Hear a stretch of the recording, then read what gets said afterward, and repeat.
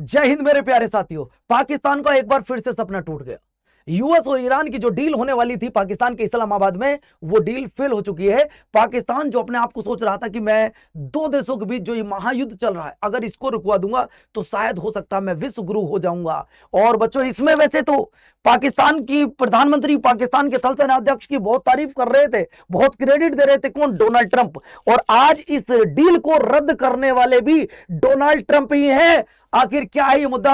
आइए बिल्कुल इसको सिंपल भाषा में समझते हैं। मैं हूं आपका दोस्त पवन मोरल और आप सभी का पीएम डिफेंस स्टडी पर स्वागत करता हूं। अगर आप नए हैं तो चैनल को सब्सक्राइब जरूर कीजिएगा। आइए शुरुआत करता हूं। जैसा कि आप सभी को जानकारी होगी कि पाकिस्तान के इस्लामाबाद में ईरान और यूएस की डील होने जा रही थी। ईरान की तरफ से कौन कौन जा रहे थे अगर हम बात कर रहे हैं, पहले यूएस की तरफ से देखते हैं। यूएस की तरफ से जा रहे थे विटकोफ और कुशनर जा रहे थे।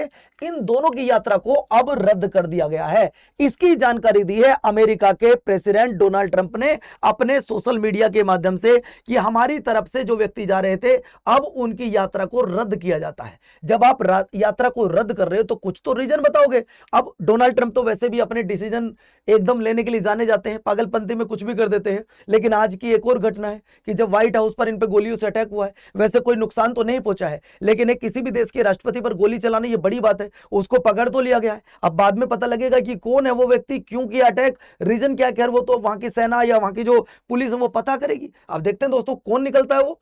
इसके बाद अब इन्होंने रीजन क्या दिया है, यानी कि सोशल मीडिया पर इन्होंने बताया है, देखिए जरा, मैंने अपने प्रतिनिधियों की ईरानियों से मिलने के लिए इस्लामाबाद में जो बैठक होने जा रही थी, पाकिस्तान की यात्रा को पूरी तरह रद्द कर दिया है।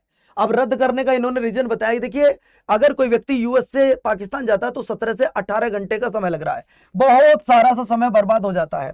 हमारे पास बहुत सारे काम होते हैं, काम तो सबके पास होते हैं, लेकिन इनके पास निराले काम है। इसके अलावा अब ये ईरान के लिए एक लाइन बोले, इसके अलावा उनके नेतृत्व में जबरदस्त आंतरिक कलह और भ्रम की स्थिति बनी है। वो ईरान के लिए बोल रहे हैं। किसी को नहीं पता कि सत्ता किसके हाथ में है। मैं किससे बात करने जाऊं, वहां की सत्ता ही नहीं पता सत्ता किसके हाथ में है। यहां तक कि उन्हें भी नहीं पता कि सत्ता हमारे हाथ में है या किसी और के हाथ में। अब अमेरिका के प्रेसिडेंट बोल रहे हैं हमारे पास बहुत सारे पत्ते हैं, लेकिन ईरान के पास एक भी पत्ता नहीं है। पता नहीं है कौन से पत्तों की बात कर रहे हैं। इसके बाद उन्होंने यह भी कह दिया है, अगर ईरान को बात करनी है, किसी दूसरे मुल्क जाने की जरूरत नहीं है, आप हमें फोन करो, हम तुम्हारे लिए 24 घंटे तैयार हैं। यह साफ साफ बोला है। अगर वो बात करना चाहते हैं तो उन्हें बस फोन करना होगा। राष्ट्रपति डोनाल्ड ट्रंप ये अपने सोशल मीडिया हैंडल पर यह जानकारी देते हैं, अगर ईरान वाले हमसे बात करना चाहते हैं हमें फोन कर लो, हमें दूसरे मुल्क, तुम्हें दूसरे मुल्क जाने की जरूरत नहीं है, अपनी बात को खुद खत्म कर लेंगे यहीं पे। अब ईरान की तरफ से जो प्रतिनिधित्व आए हैं तो उनमें सबसे आगे आप लोग देख रहे होंगे, ये ईरान के विदेश मंत्री है जिनका नाम है अब्बास अरागाची। ये पाकिस्तान के गृह मंत्री है जिनका नाम है मोहसिन नकवी जी। और ये है दोस्तों पाकिस्तान के थल सेनाध्यक्ष असीम मुनीर।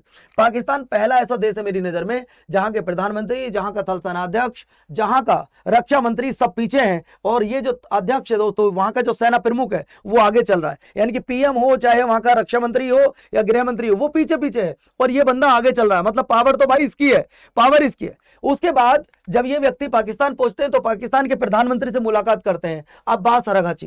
कोई बातचीत नहीं बनती है। बातचीत इसलिए नहीं हो पाई क्योंकि यूएस की तरफ से जो लोग आ रहे थे उनकी यात्रा को अमेरिका के प्रेसिडेंट ने रद्द कर दिया है, ये कहकर कि यार बहुत समय लगेगा पाकिस्तान जाने में और हमें यही नहीं पता कि ईरान वालों के हाथ में सत्ता किसके हाथ में। अब जब मुझे यही नहीं पता कि सत्ता किसके हाथ में तो मैं बात किससे करूं।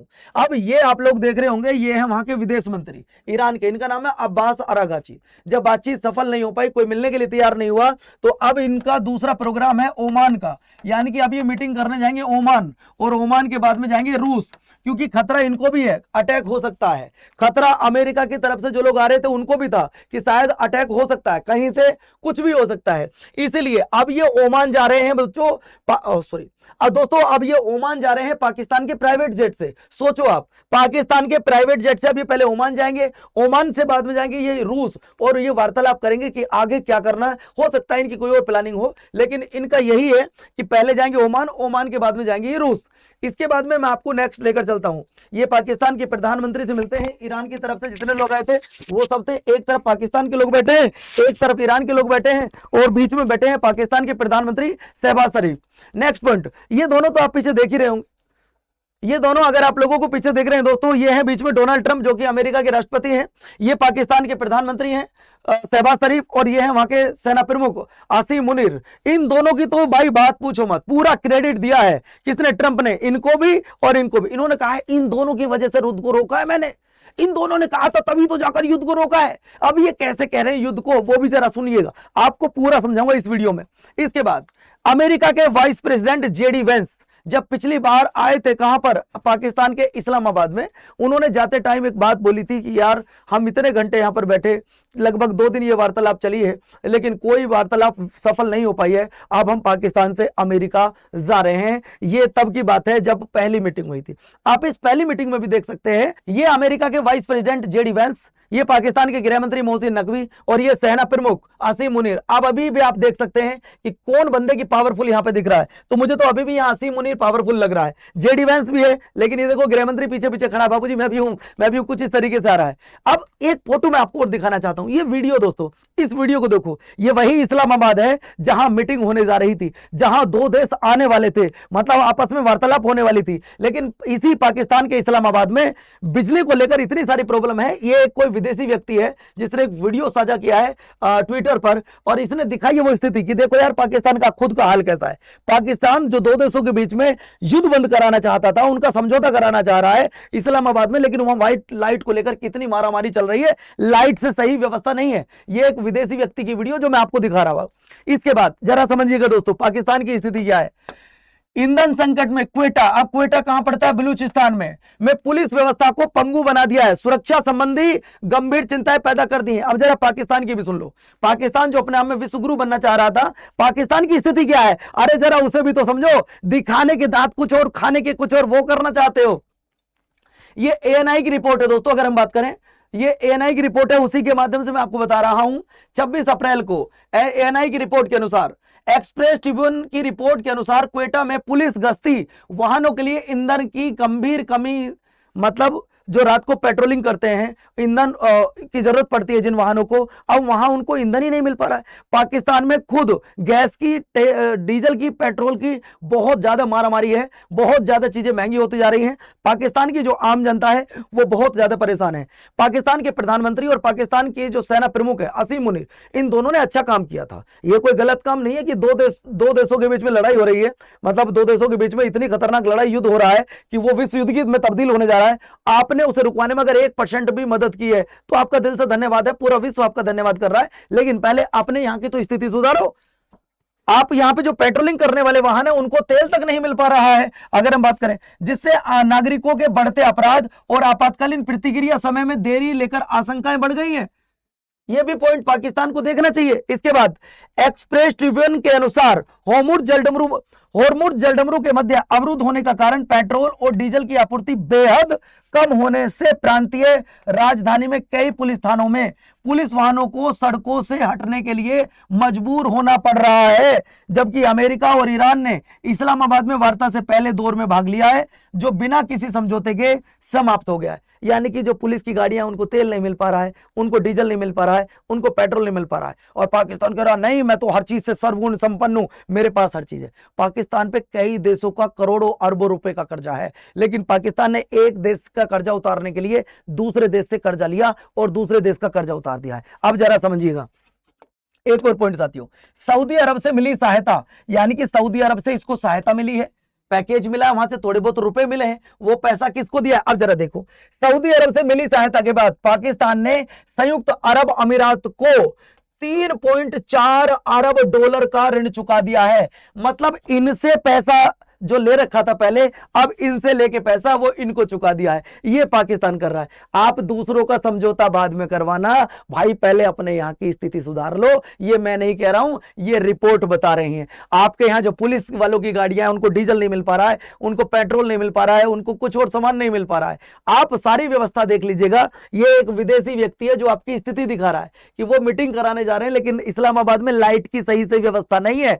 आप मीटिंग तो तब कराओगे, पहले अपने यहां की स्थिति सुधारो। आओ ये दोस्तों एक बार फिर से आपको ओवरव्यू दे दूं कि क्या था ये मामला, कि पाकिस्तान का सपना टूट गया है, आखिर क्या था मुद्दा, इसके बारे में एक बार मैं फिर से बता दूं। पाकिस्तान का सपना टूटा है इसलिए लेकर क्योंकि यूएस और ईरान की जो डील होने वाली थी वो पूरी तरीके से फेल हो गई है। अब उसके फेल होने का कारण क्या है ये मैं आपको बताना चाहूंगा।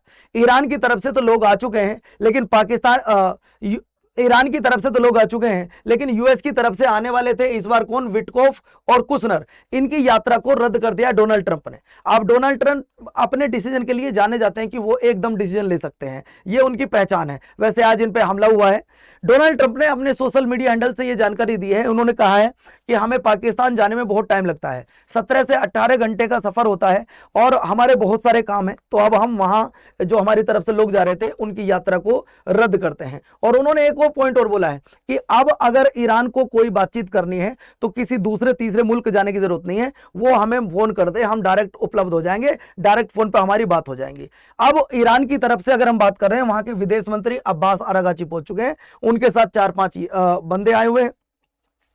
अब पाकिस्तान के प्रधानमंत्री से वो लोग मिलते हैं जो ईरान की तरफ से विदेश मंत्री आए हैं, उनके साथ में जो लोग आए हैं वो मिलते हैं। और मिलने के बाद अब दोस्तों इनकी जो अगली यात्रा होगी वो ओमान की होगी, जो कि पाकिस्तान का प्राइवेट जेट इनको ओमान छोड़ के आएगा। इसके बाद ये जाएंगे रसिया इनकी मीटिंग होगी। इसके बाद दोस्तों जो ईरान की तरफ से लोग आए थे वो पाकिस्तान के मंत्रियों से मिलते हैं, पाकिस्तान के प्रधानमंत्री से मिलते हैं। वार्तालाप कुछ हो ही नहीं पाएगी क्योंकि जब यूएस आ ही नहीं रहा है। अब यूएस के तो ये दोनों पूरी तरीके से एक तरह पोपट बन चुके हैं बच्चों, चाहे वो प्रधानमंत्री हो चाहे सेना प्रमुख हो, वही करेंगे जो डोनाल्ड ट्रंप बोलेंगे। इसके बाद आगे लेकर चलता हूं, ये पहली मीटिंग थी जब इस्लामाबाद में हुई थी। इस्लामाबाद को पूरी तरह सजाया गया था और अमेरिका के वाइस प्रेसिडेंट जेडी वेंस आए थे। इन्होंने कहा था यार हमारी जो यात्रा थी वो तो अच्छी रही, अमेरिका से हम यहाँ पहुंचे पर हम पीएम ने हमारा बहुत अच्छा स्वागत किया पाकिस्तान के ने, लेकिन बातचीत सफल नहीं हो पाई है, ये इन्होंने लास्ट स्टेटमेंट दिया था। ये एक व्यक्ति ने वहां की स्थिति दिखाई थी कि पाकिस्तान में स्थिति क्या चल रही है। ये एक रिपोर्ट है जो ANI की रिपोर्ट है। इन्होंने कहा है कि पाकिस्तान में इस समय पेट्रोल डीजल को लेकर बहुत सारी ज्यादा प्रॉब्लम हो रही है। पेट्रोल डीजल बहुत महंगा हो गया, जो यानी कि पुलिस की गाड़ियां हैं उन्हें भी पेट्रोल डीजल नहीं मिल पा रहा है। दोस्तों अब ये लास्ट वाला पॉइंट तो ऐसा कि मुझे देख के इसको हंसी आ गई कि सऊदी अरब, देखो इससे इसका पैसा था पाकिस्तान के पास में, यहां पाकिस्तान है, इसका पैसा था। अब पाकिस्तान ने इससे पैसा लिया, इसको दे दिया, पहले इसका पैसा था अब इसको दे दिया, अब किसी तीसरे से लेगा वो उसको पैसा दे देगा।